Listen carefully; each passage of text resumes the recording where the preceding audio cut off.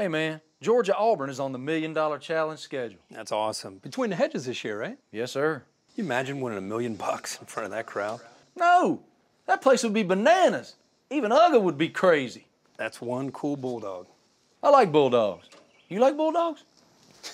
Come on, man. I love bulldogs. Enter at EckridgeFootball.com for your chance to win $1 million at the Georgia-Auburn game. Do I like bulldogs?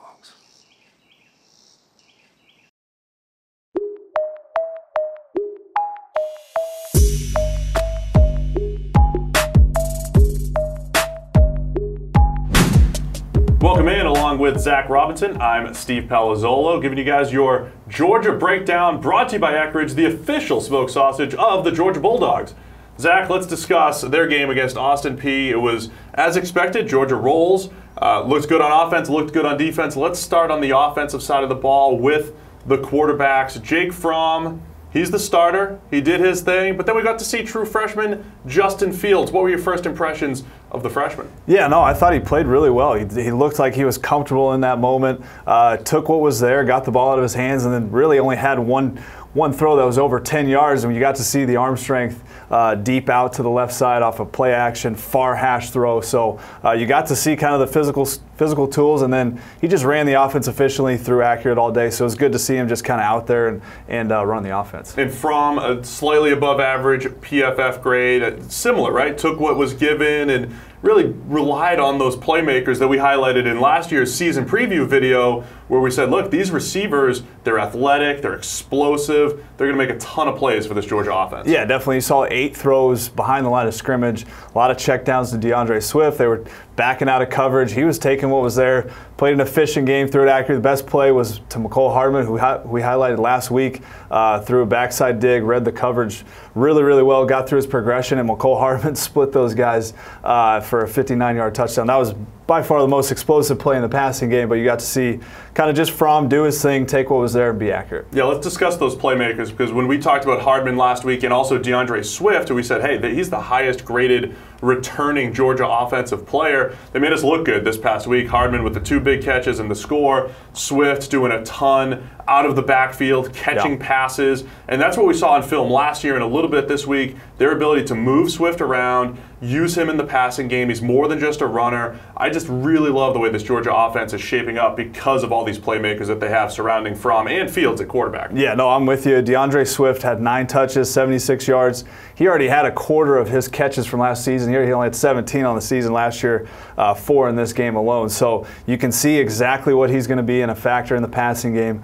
moving around, and then they've got speed all over the field. We saw Keel Crumpton as well get a couple touches here and there, Mecole Hardman. So there is a lot of guys that can do stuff with the ball in space, and DeAndre Swift is just that guy that can line up all over the field. He's going to be a nightmare throughout the season. Really looks like one of the deepest receiving cores, and then when you add in the receiving running backs, just pure overall pass games in the entire country. Let's go to the defensive side of the ball. I want to start with the big storyline, because last week we talked about DeAndre Baker at corner. He's the top corner in the nation per our preseason PFF top 50 players in all of college football. But the other cornerback spot was a big question mark coming in. We didn't know who was going to start, but it was true freshman Tyson Campbell, number 3 in your program, replacing Roquan Smith's nice number. And man, Campbell looked really good for a true freshman. He did. He looked great. He had 5 targets, allowed 1 catch, had a nice pass defense on a stop route on the outside.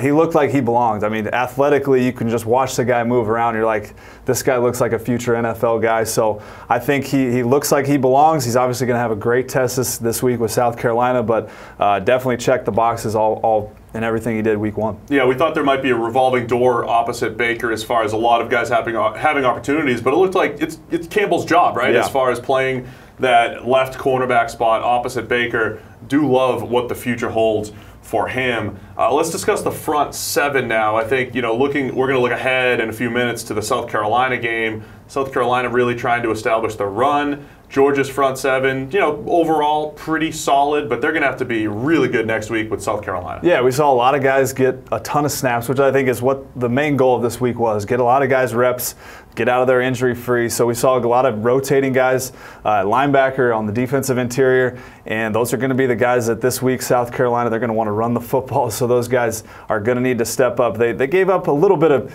more yards I think they would like to in the running game last week. So the middle of that defense, they've got some revolving doors at defensive tackle and at linebacker a little bit. So, we'll see those guys step up this week. Yeah, I thought Monty Rice looked good. Another guy that we highlighted as a breakout player at linebacker, but I think there's still enough question marks in the front seven that Georgia, I'm not saying we're worried about South Carolina coming in, next week or in that first SEC game, but that front seven has to be good against the South Carolina running game. We saw South Carolina last week in a similar tune-up type of game, looking like they're trying to establish the run and that they want to get back to controlling the ball on the ground, even though they've got some great playmakers in the pass game that we'll talk about in a minute.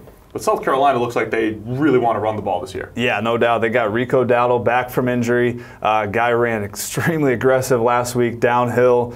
Broke a ton of tackles against Coastal Carolina, but it's clear that South Carolina wants to get back to run the football after struggling for the last couple years. So they're going to get a good test this week on the road. South Carolina, they've got a ton of RPO packages now at South Carolina, so they're going to have to defend every blade of grass, east and west, north, south. They got a great variety of the run game, so it's going to be definitely a good test. All right, let's discuss those playmakers at South Carolina. They have one of our favorite wide receivers in the country in Deebo Samuel, and then Brian Edwards opposite him, another one of the better receivers in the entire country, with Jake Bentley throwing the ball. Now a true junior, a guy that he's kind of had his ups and downs the last couple of years, but he's got that knack for making some big plays and big moments.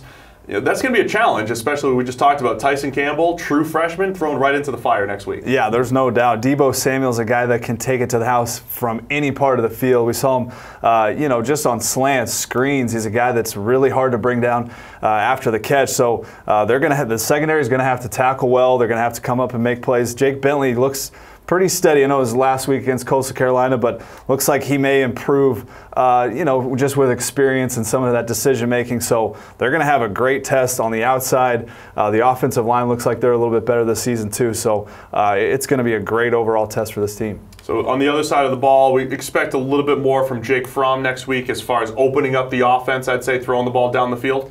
Yeah, I would think so. It's going to be interesting to see how they play the quarterback situation, if they are going to turn to Justin Fields every few series, or if they're just going to let Fromm take this thing and go. But I would expect them to cut it loose a little more downfield. Last week, incredibly vanilla. Even their downfield passes were day one install type of passes. So see if Fromm can cut it loose down the field. They're definitely going to need it.